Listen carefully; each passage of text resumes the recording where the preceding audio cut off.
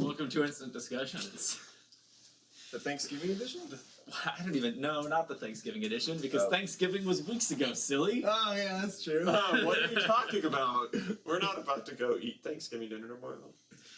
All right, tonight we are discussing Man on the Moon, the movie about the first man on the moon. And you're John.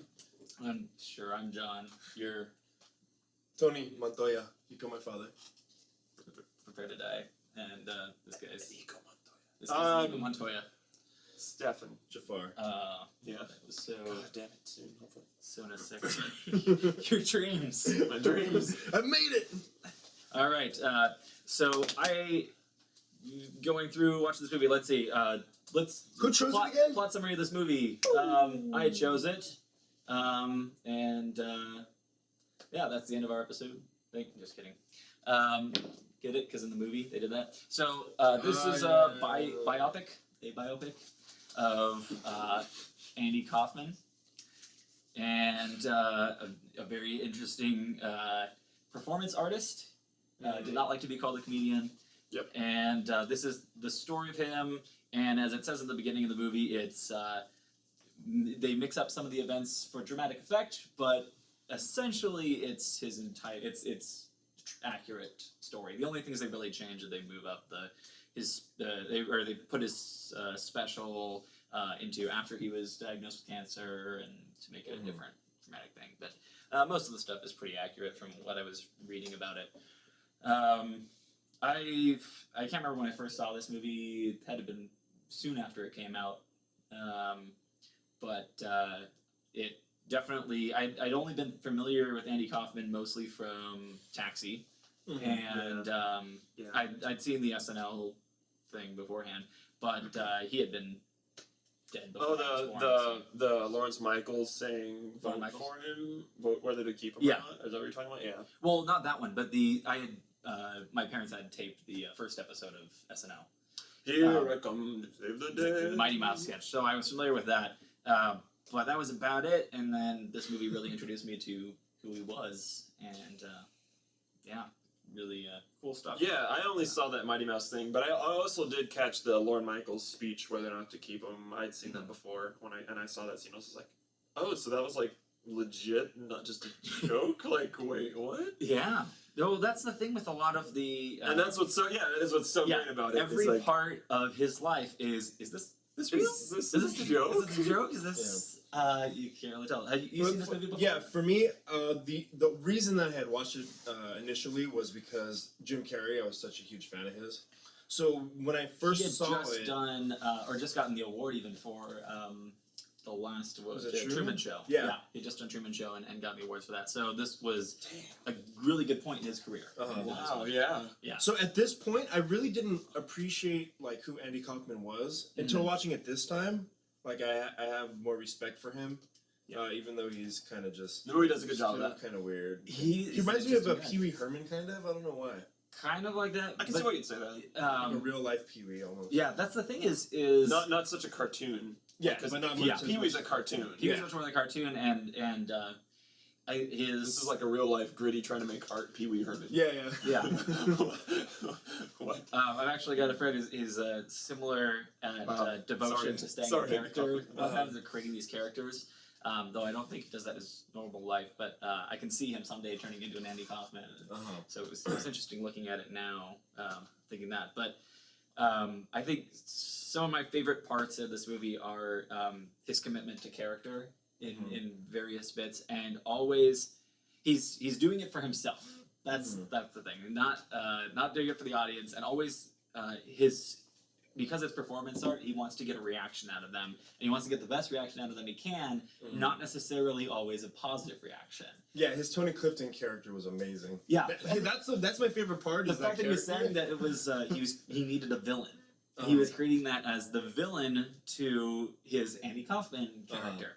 And I love it how like he was interchangeable with him and his partner. Yeah, so everybody's like, well, this guy, they're the same person, and then you see him. I love that he made that appearance. Yeah, and made that happen. That was so good. Yeah, I really like that. And then immediately I was like, It's his buddy. It's his buddy. So it validates that character, makes him real, and so the public then starts to think that it's a real person. Because at first, once they start catching on to, that's Andy Kaufman doing that. Don't expect to get Andy Kaufman.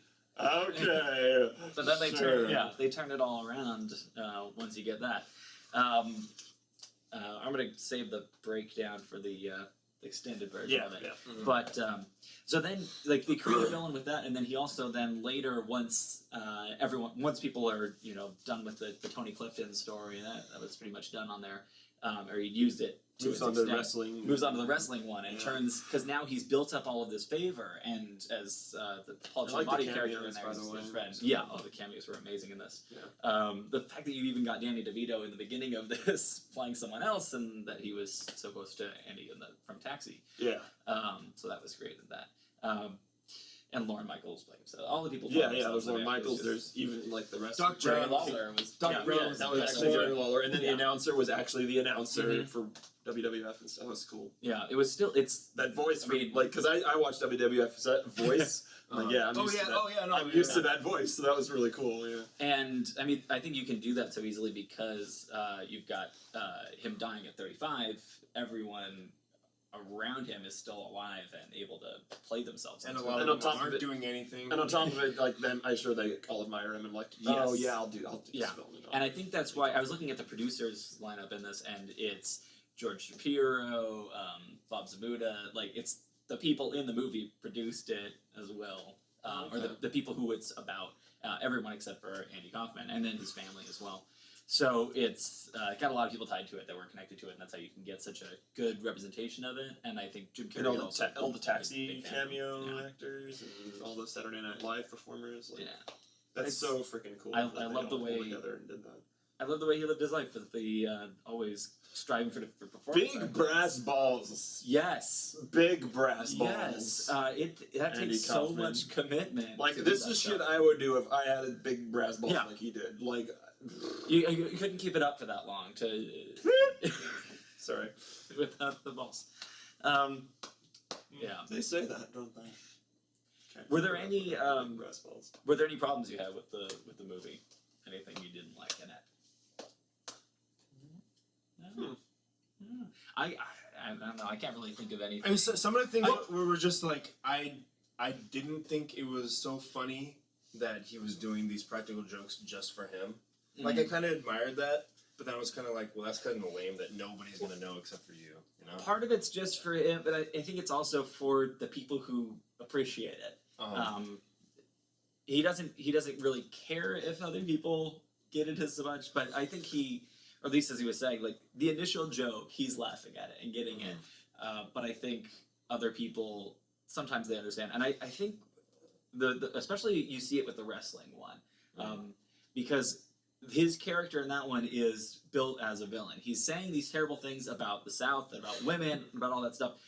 But it's fair for both. He's saying those things because they're ignorant, because they're supposed to be booed. It's that character is supposed to be booed. He wants to get that reaction out of people. Yeah.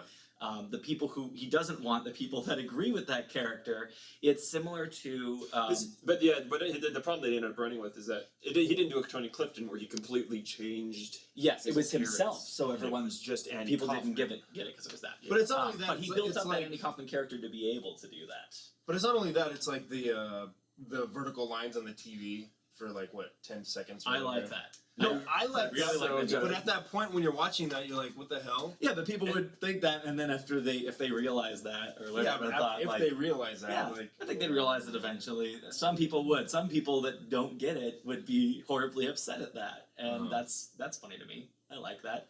It's kind of like showing a movie backwards on April Fool's Day. I don't know why you do that. I don't know where you do that. Sometimes it's fun to mess with people, and it's fun. Some things are funnier to the people who are messing with, like, playing the practical jokes on someone else. But I really like the stuff they did in there. I think the only issue I had with the movie was just at the beginning of it. The Andy Kaufman character is so much like it seems like a Jim Carrey character. It's close enough that when you first see it, you're like, oh, it's Jim Carrey doing his Jim Carrey thing.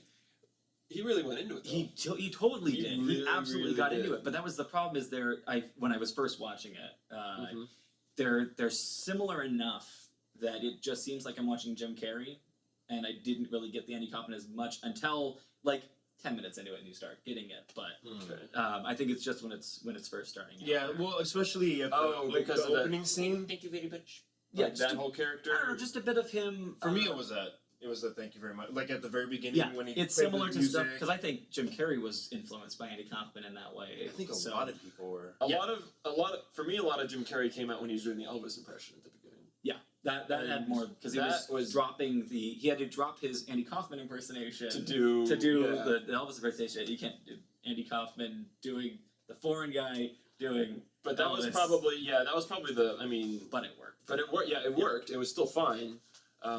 If anything, it was saying that Andy Kaufman was amazing. More amazing because it was, Yeah.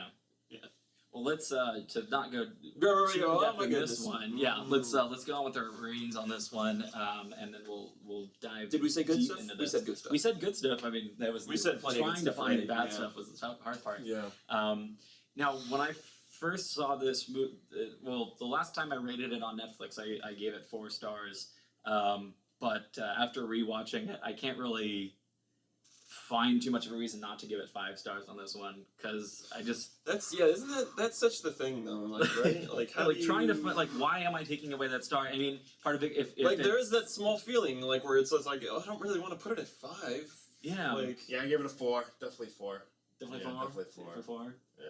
Like that's just so weird. Yeah, it's an odd one. So I don't know. I think the reason is it's like such that a good happens, though, movie, sometimes. but it just doesn't have like it doesn't have anything special of the great movies. Yeah. To me. Because it's a biopic, I mean, you can't really add just great, crazy stuff. It's a little tougher on that. If it would have been, Yeah. I think if it were, I don't know. I think if Andy Kaufman, if I were watching him in this, that might have even been that stronger thing. But He's dead.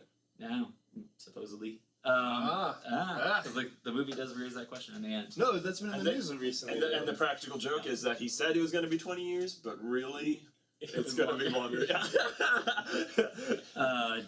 So yeah, I don't know. I think 4 stars, and I guess you could say that too with a 4-star movie you could still say that's a perfect movie, but that 5th star is what you say for the extraordinary ones that just blow you away. Yeah, like Avatar. Let's not talk about Avatar. I love Avatar. Let's never bring that up again. No, we're not talking about it. We're not talking about that. Unless it hits instant. Yeah, if it hits instant, you can pick that. We're gonna go talk about it. We're gonna have our 3-hour episode. A 3-hour episode. Can't get off on that tangent. All right, yeah, it's 4 stars. God.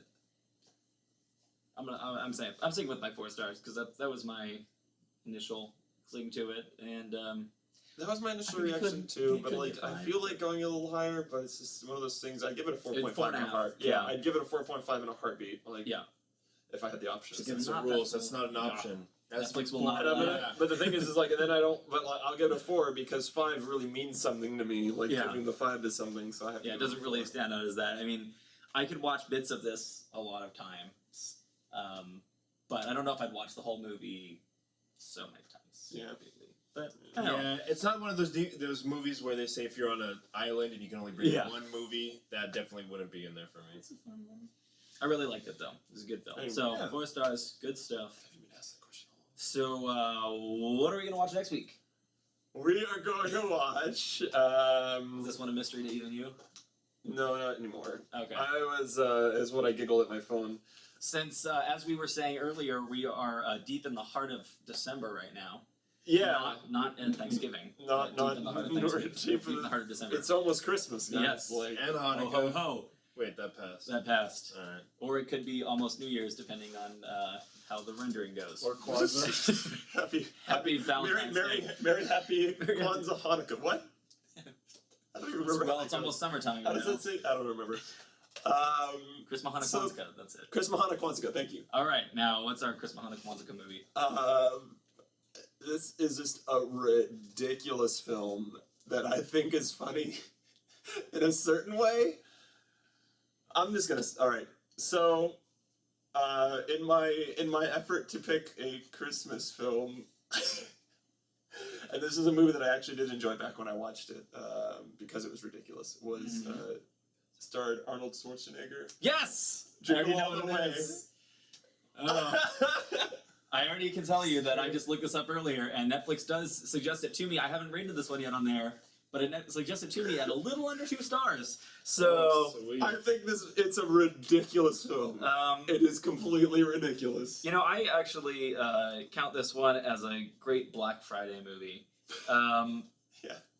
But Jingle All the Way. Now, yeah, we can even go at this in the same way that the Like, popular I know- podcast How Did This Get Made talks about movies. I know that we normally try to pick a little, like, not bad films, but I mean, like, I don't some know. films are classically bad. Yeah, they're classically Awful. This is just. But Yeah, need to be good watched. one. So no, I don't know. We'll discuss that next week. I've never seen it though. He wants to. I think he's. Oh, you haven't seen it? All right. Yes. Okay. I've Good. never wanted to see it. Nothing Good. has ever made me want to see this horrible movie. Good. If you ever wonder where George Lucas discovered young Anakin Skywalker, this movie might answer some of those questions for you. All right. Well, next week we'll discuss Jingle All the Way. And I'm glad you're excited about it. I'm glad you're excited yeah. about it, John. One of us is excited. You've seen it? Yeah. Okay. A few times. Almost every year. I don't know. It's a classic. You know. It's Yeah, like that's Christmas not a stories. classic. All right. Yeah. It's the opposite. It's Arnold Schwarzenegger and Christmas. Like, Yeah. How could Oh, that because go those wrong? go together perfectly. Get to the presents. get to the presents. All right. Not a tumor. Yes. Get your ass to the mall. Yes. We'll have more Schwarzenegger puns next week.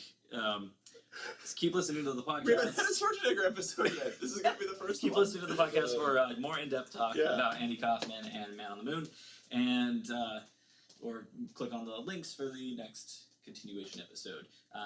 Spread us around like good butter all over your friends' Like a dirty hole. Facebook feeds. Yeah. Yeah. Like a good stick of butter. We'll be back with the extended part right